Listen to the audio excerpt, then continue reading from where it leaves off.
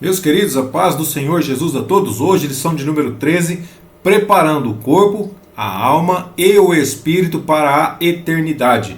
Nossa lição está dividida em 3 tópicos principais que são: primeiro, preservando a esperança escatológica; segundo, perigos de teologias modernas; e terceiro, conservando o espírito, a alma e o corpo. Nosso texto áureo se encontra em Filipenses capítulo 3, versículo 20, que diz: mas a nossa cidade está nos céus, donde também esperamos o Salvador, o Senhor Jesus Cristo. A verdade prática diz que na vinda de Jesus, nosso corpo abatido será transformado em um corpo glorioso, e como um ser integral, habitaremos para sempre com Ele no céu.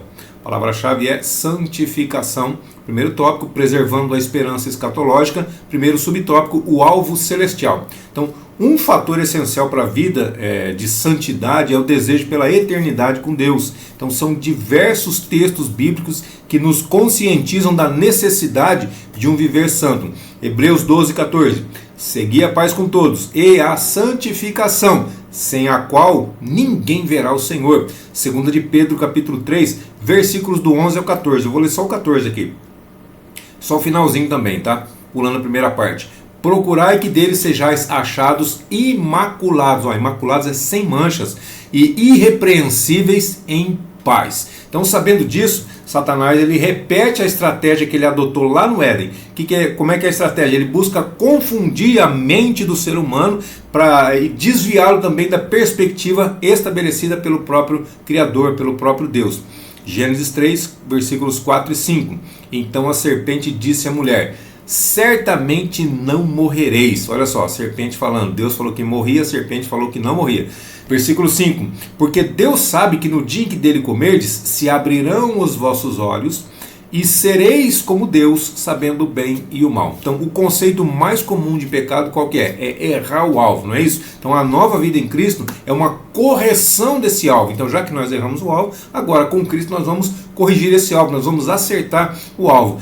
Então, visa nos tirar da perspectiva terrena, finita, e nos sintonizar com o propósito celestial e eterno. Colossenses capítulo 1, versículos de 3 a 5 diz assim: graças damos ao Deus e Pai de nosso Senhor Jesus Cristo, orando sempre por vós, porquanto ouvimos da vossa fé em Cristo Jesus e do amor que tendes para com todos os santos, por causa da esperança que vos está reservada nos céus. Nossa esperança é a vinda do Senhor Jesus, da qual já antes ouvistes pela palavra da verdade do Evangelho. O Evangelho é boa nova de salvação. Então, o segundo subtópico fala sobre oposições à visão celestial. Jesus ele enfrentou terríveis oposições durante seu ministério, a começar pelas tentações do diabo, que queria mudar o propósito do Messias e confiná-lo, prendê-lo aos limites das conquistas terrenas, somente para as coisas daqui da terra. Mateus capítulo 4, versículos 8 a 10. Novamente o transportou o diabo a um monte muito alto e mostrou-lhe todos os reinos do mundo e a glória deles, e disse-lhe: tudo isto te darei, se prostrado me adorares. Como que o diabo vai dar alguma coisa que não é dele? Ele dá porque é dele, exatamente. Ele recebeu de quem? Recebeu do homem, recebeu de Adão. Então Adão ele tinha o domínio, o poder, a autoridade sobre todas as coisas aqui na terra que ele fez. Ele errou, ele pecou, ele entregou tudo nas mãos de Satanás. Agora Satanás está oferecendo tudo isso para quem? Para Jesus.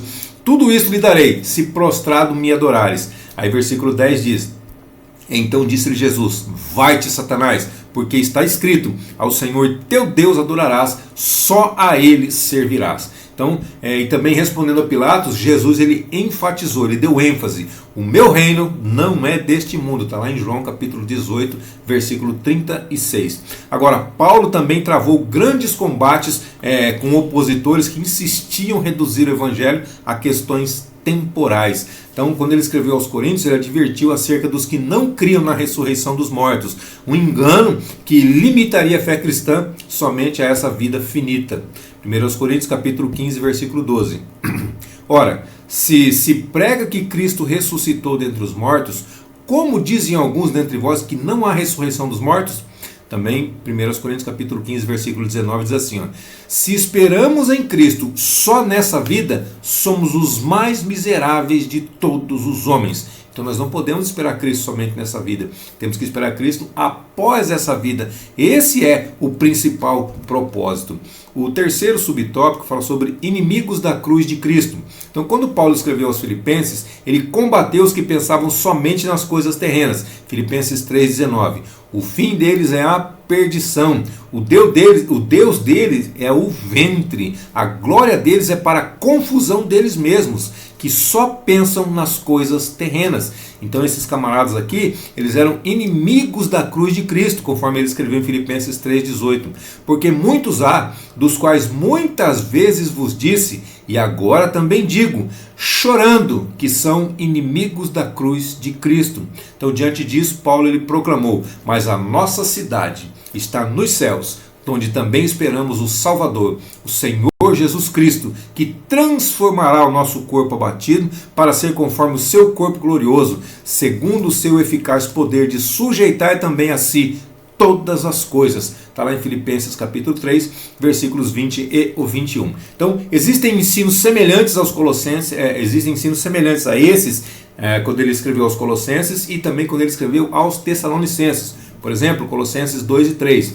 Em quem estão escondidos todos os tesouros da sabedoria e do conhecimento. E quem estão escondidos, irmão? Em Jesus Cristo, exatamente. Nele estão escondidos todos os tesouros da sabedoria e também do conhecimento. Também quando ele escreveu aos Tessalonicenses, 1 aos Tessalonicenses, capítulo 4, versículo 13.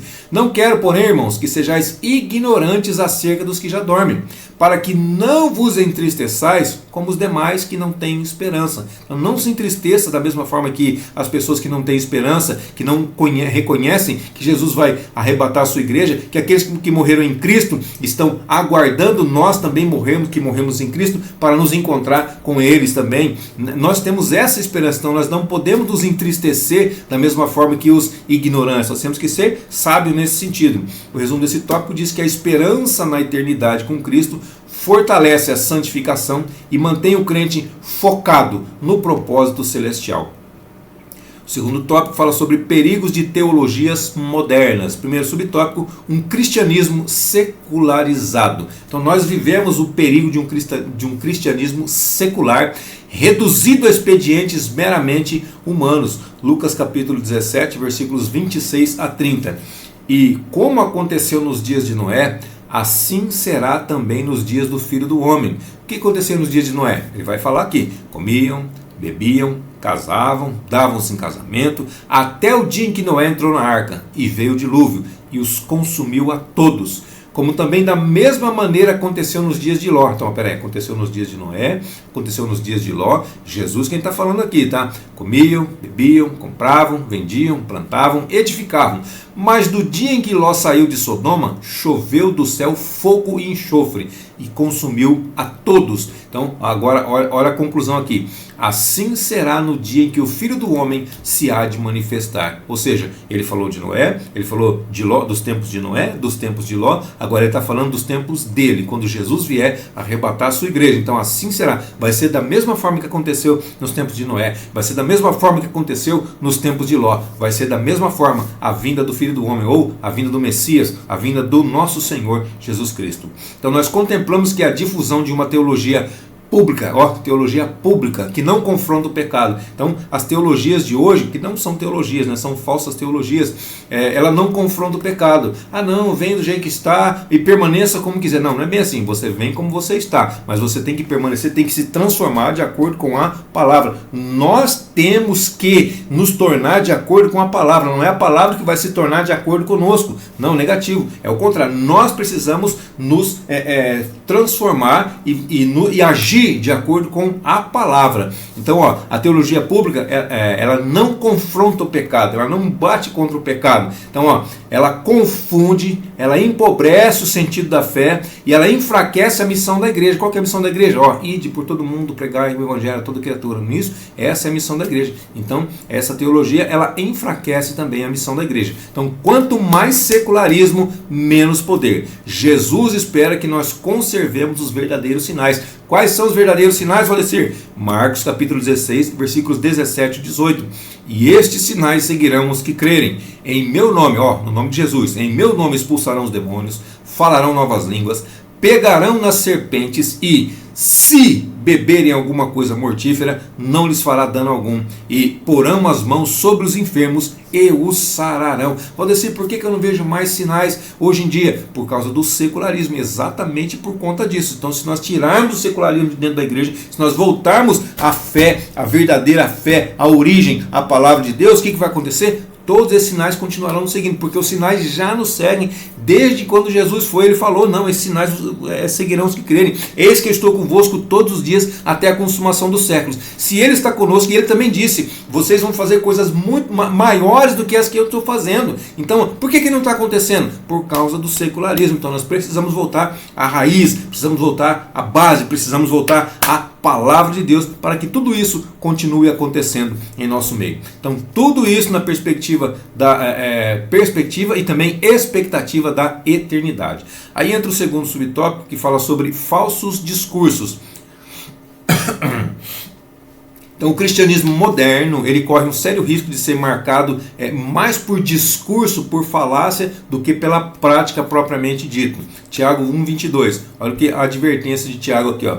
E sede, ou sejam, cumpridores da palavra, não somente ouvintes, enganando-vos a vós mesmos. Então, aqueles que somente ouvem e não praticam, Tiago está dizendo assim que está enganando a si próprio. Olha a palavra que o Tiago está dizendo aqui. É dura essa palavra? É dura essa palavra, mas é verdadeira, é real. Precisa nos confrontar para que nós possamos despertar para a verdadeira fé. Então, isso ganha uma amplitude ainda maior em tempos de comunicação tão volátil. Comunicação volátil é comunicação instável. Então, nós devemos nos precaver de teologias modernas alheias à realidade do crente e no seu cotidiano, e permanecer crendo, permanecer praticando e permanecer pregando um evangelho simples, evangelho simples, porém integral, completo e também poderoso. Jesus salva, Jesus cura, Jesus batiza com o Espírito Santo e Jesus em breve voltará. É um evangelho quadrangular, não é isso? Então, quando se perde o senso da iminente volta de Jesus,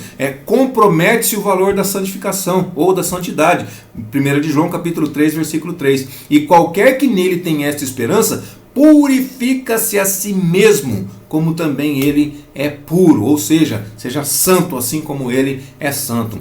Terceiro subtópico fala sobre prosperidade, existencialismo e engajamento cultural. Então, ao longo da história do cristianismo, muitos ventos teológicos vieram e se foram. Por exemplo, a teologia da prosperidade. Essa veio e ficou, né? Mas já não tem aquela ênfase como tinha antigamente. Então, reduzir a esperança cristã a conquistas terrenas leva o quê? A frustrações. Então, foi o que Paulo concluiu diante dos que em Corinto negavam o caráter escatológico da fé cristã. O apóstolo não os poupou, não passou a mão no seu pecado, não. Chamou eles de quê? De bestas feras. E ainda ironizou: comamos e bebamos, que amanhã morreremos. Está em 1 Coríntios capítulo 15, versículo de número 32. Então, que nós possamos ter cautela também daquela cosmovisão cristã, que não crê no arrebatamento da igreja, não crê no milênio literal, mas enfatiza engajamento político, engajamento cultural para a redenção dos sistemas humanos. Irmão, redenção do sistema humano não é através de engajamento político, não. É através somente de Jesus Cristo, e não a proclamação do Evangelho para a salvação dos pecadores. Então, esse engajamento aqui, ela não crê no arrebatamento da igreja, é a cosmovisão cristã, né? Uma cosmovisão cristã atual. Ela não crê no arrebatamento da igreja, ela não crê no milênio literal, ela enfatiza o engajamento político-cultural para a redenção dos sistemas humanos, ao invés da proclamação do Evangelho para a salvação dos pecadores. Mas para salvar os pecadores não é através de engajamento político-cultural, não. É através da palavra de Deus, somente através da palavra, somente através da pregação do Evangelho para que haja salvação. Então, a pregação bíblica é: arrependei-vos, pois, e convertei-vos, para que sejam apagados os vossos pecados. Está lá em Atos capítulo 3, versículo 19. O resumo desse tópico diz que as teologias seculares e distorcidas teologias seculares e distorcidas enfraquecem a missão da igreja, desviam o foco da santidade e da volta de Cristo. O terceiro tópico fala sobre conservando o espírito, alma e corpo. Primeiro subtópico: prontos para o retorno de Cristo. Então, em 1 Tessalonicenses 5:23, Paulo ele apresenta a santificação intimamente ligada ao propósito da eternidade. Então, em uma epístola que trata da volta de Jesus, o apóstolo ele dedica o último capítulo para abordar a obra da santificação. Então, do versículo 12 até o versículo 22, ele se refere aos deveres do cristão na sua vida pessoal e comunitária, concluindo com uma advertência: abstende-vos de toda aparência do mal. Fuja de toda aparência do mal. 1 aos Tessalonicenses, capítulo 5, versículo 22. Agora, na sequência, aborda a obra divina na santificação. Agora é o versículo 23, tá? 1 aos Tessalonicenses 5, 23. E o mesmo Deus de paz vos santifique em tudo. Então, é Deus quem nos santifica. Em tudo. Em todo o vosso espírito e alma e corpo sejam plenamente conservados, irrepreensíveis para a vinda de nosso Senhor Jesus Cristo. Então, peraí, o Deus de paz nos santifica em tudo. Deus nos santifica. Aí ele continua: todo o vosso espírito, alma e corpo sejam plenamente conservados. Então, Deus santifica e nós conservamos. Repete isso aí comigo, ó. Deus santifica e nós conservamos essa santificação, essa santidade, ou nós reproduzimos, né? Nós refletimos. Deus nos santifica e nós respondemos com a santidade no nosso viver cotidiano. O segundo subtópico fala sobre uma santificação completa, plena. Então, conscientes de que ainda habita em nós uma natureza carnal, nós temos que ter essa consciência. Ainda habita em nós uma consciência carnal. O velho homem, ele tenta sair a todo tempo, a todo instante. A gente tem que agarrar pelo pé e trazer ele de volta para que ele não saia. Tá bom? Então, tem essa plena convicção. O homem velho não morre afogado no batismo, não. Ele permanece conosco enquanto nós estivermos vivos aqui. Então, temos que ter essa consciência. Nós devemos buscar constantemente nos aperfeiçoar em santidade. Por que não santificação, vai dizer? Porque a santificação vem de Deus. Deus nos santificou, o Senhor Jesus nos santificou, a palavra nos santificou. Não é isso? Então agora nós temos que preservar a santidade, responder com a santidade. Apocalipse 22:11 vai dizer: quem é injusto, seja injusto ainda. Quem é sujo, seja sujo ainda. E quem é justo, seja justificado ainda. E quem é santo, seja santificado ainda. Então, uma santificação completa, na qual parte alguma de nosso ser fique de fora, nenhuma parte do nosso ser fique de fora, nem mesmo nossos afetos, nossos pensamentos e nossas intenções. Então, a santificação ela tem que ser completa. Mateus 5:8. Bem-aventurados os limpos de coração, porque eles verão a Deus. Os limpos de coração vão ver a Deus. Então, tudo em nós deve ser santificado. Por nossa própria força, isso seria impossível, mas é possível pela graça de Deus. Que nós vivamos desfrutando de uma profunda convicção, de uma profunda certeza da nossa salvação, anelando, visando pela vinda e pelo perdão do nosso Senhor Jesus Cristo. 1 João capítulo 1, versículo 7 vai dizer assim: mas se, uma condicional, se andarmos na luz, como Ele na luz está, temos comunhão uns com os outros, e o sangue de Jesus Cristo, seu Filho, nos purifica de todo o pecado. Então a gente gosta de usar só o finalzinho do versículo, né? O sangue de Jesus Cristo nos purifica, ou me purifica de todo o pecado. Até muda o versículo. Não é só para mim, não, é para todos. O sangue de Jesus purifica a todos. Mas tem uma condicional no começo do versículo: se nós andarmos na luz. Se andarmos na luz, e não é simplesmente andar na luz, se nós andarmos na luz, como Ele na luz está, aí sim nós temos comunhão uns com os outros, aí sim o sangue de Jesus Cristo, o Filho de Deus, nos purifica de todo o pecado. O resumo desse tópico diz que a santificação deve abranger todo o ser do crente, como preparo integral para a vinda do Senhor Jesus. E na conclusão, diz que nós vivemos neste mundo, mas nós não pertencemos a ele. João 17,14 diz: deles a tua palavra, e o mundo os odiou, porque não são do mundo, assim como eu não sou do mundo. Então, se alguém perguntar se você acredita em extraterrestre, você vai dizer: eu acredito porque eu sou um extraterrestre, eu não sou daqui dessa terra, não sou deste planeta. Então, como peregrinos e como forasteiros, que nós jamais percamos o anseio, o desejo pela eternidade com o Senhor. 1 de Pedro 2:11. Amados, peço-vos como a peregrinos e forasteiros, que vos abstenhais das concupiscências carnais, dos desejos carnais que combatem contra a alma. Enquanto nós aqui estivermos, irmãos, que nós vivamos na inteira dependência do Senhor Jesus, que cheguemos diariamente a Ele com inteireza de fé, confiados no seu sacrifício por nós, lá na cruz do Calvário, purificados no espírito, na alma e no corpo, que nós permaneçamos firmes. Hebreus 10, do 19 ao 23, vou ler só o 19 e o 20 aqui, tá? Tendo, pois, irmãos, ousadia para entrar no santuário pelo sangue de Jesus, pelo novo e vivo caminho que Ele nos consagrou, pelo véu, isto é, pela sua carne. Então, pela carne de Jesus, pelo sacrifício de Jesus, pelo sofrimento de Jesus, Ele criou um novo caminho para que nós pudéssemos ter acesso novamente ao Pai, ao trono de Deus, ao trono da graça. Adão, ele tinha um contato direto, Deus descia para poder se encontrar com ele, para poder falar com ele. Quando pecou, houve uma quebra, então esse caminho foi fechado, foi colocado uma espada flamejante, foi colocado querubins na entrada do Éden, do jardim do Éden. Então Adão perdeu o acesso. Aí Jesus veio e abriu um novo e vivo caminho, que é através, porque Ele é o caminho, né? Porque por isso que o caminho é vivo, é novo e é vivo, porque não tinha esse caminho, então Ele criou esse caminho, e Ele diz: eu sou o caminho. Ele é esse novo caminho que foi criado para que nós pudéssemos ter acesso a Deus novamente. Amém, meus queridos? Deus abençoe sua vida, sua saúde, seu ministério, suas finanças, e até a próxima aula, até o nosso próximo trimestre, se assim Deus nos permitir.